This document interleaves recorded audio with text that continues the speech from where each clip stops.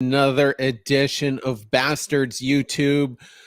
Red Sox just capped off kind of a weird win against the Yankees due to some mental lapses they had. It was very much uh, a battle between the starting rotations, and the Red Sox eked this one out, a desperately needed series win.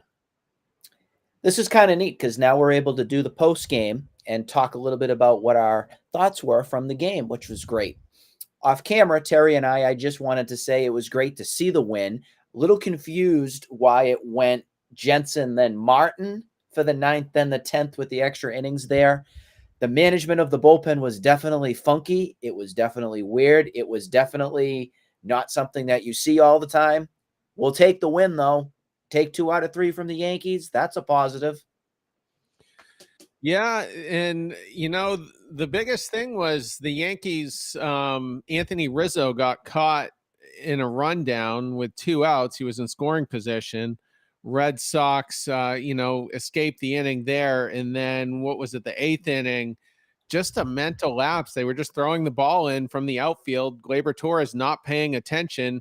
Ball, whizzes right past his glove and rolls over towards the into foul territory, basically on the right field line, and that advanced Kike. And then there was a walk, and the Red Sox tied it. And then in extra innings, just managed Kike to magic. Yeah, absolutely.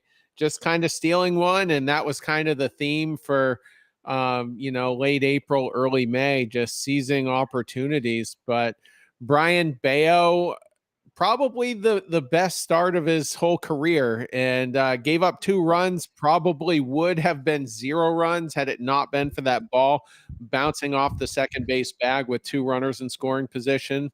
He has a 1.50 career ERA against the Yankees right now. So not fazed by the rivalry and not fazed by a nationally televised game on ESPN.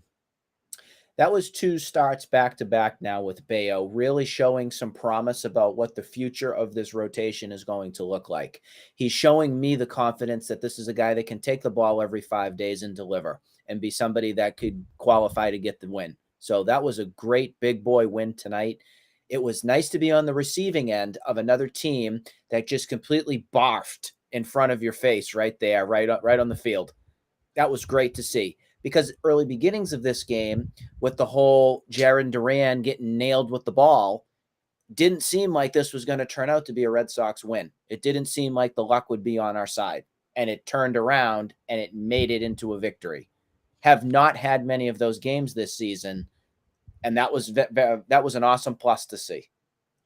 Yeah, going forward, and we have what should be a cupcake series against the Rockies. The rest of June doesn't look too bad outside of the Yankees, really. I think we might have Toronto at some point, but you've got the Rockies twice. You've got the Twins in there, and they can't really score, Correct. tons of runs. They got decent pitching. So I'm an extreme pessimist with the Red Sox, as far as the remainder of the season, but this month is favorable for us, considering the the unfortunate circumstances around Chris Sale. But the offense has to, they have to get it together. They have to score some runs, and we'll see. It's been a sleepy offensive get-go for the Red Sox for a while now, and they need some guys to start stepping in. I'm curious to see what Adam Duvall now does with getting a little bit more playing time and getting back into major league action and everything again. So that should add a little bit of stability, comfort, and protection to lengthen out this lineup a bit. So we'll have some hitters up there getting the job done. So there is some optimism to be had. Absolutely. So Monday, back at Fenway to begin a homestand. We've got James Paxton, probably our best pitcher in the last few weeks. He's going to be going up against old friend Connor Seabold, who isn't terrible right now. Has put up his last few starts, been okay. He'll walk a couple guaranteed. He's not going to strike out a ton, but he seems to be walking the tightrope and giving the Rockies, a chance to win the games.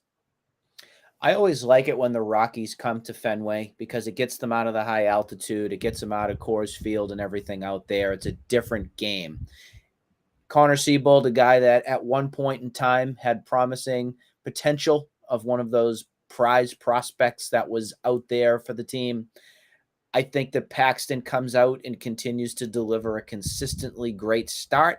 I see the Red Sox getting the victory here against the Rockies and getting their series going on a positive front back at Fenway Park with their home fans right back at friendly Fenway. Yeah, I mean, you can't pick against the Red Sox here, even with a cold offense. I mean, the Rockies are one of the worst teams in Major League Baseball, and they should be able to figure out a way to beat Connor Seabold. So I will take the Red Sox there as well. So we'll wrap it on that. We'll be back tomorrow night. We're going to try to do post game as much as possible. Hopefully, following every game. We've got some new people we're going to be mixing in as well. So probably be Nick and I tomorrow night, but we'll see.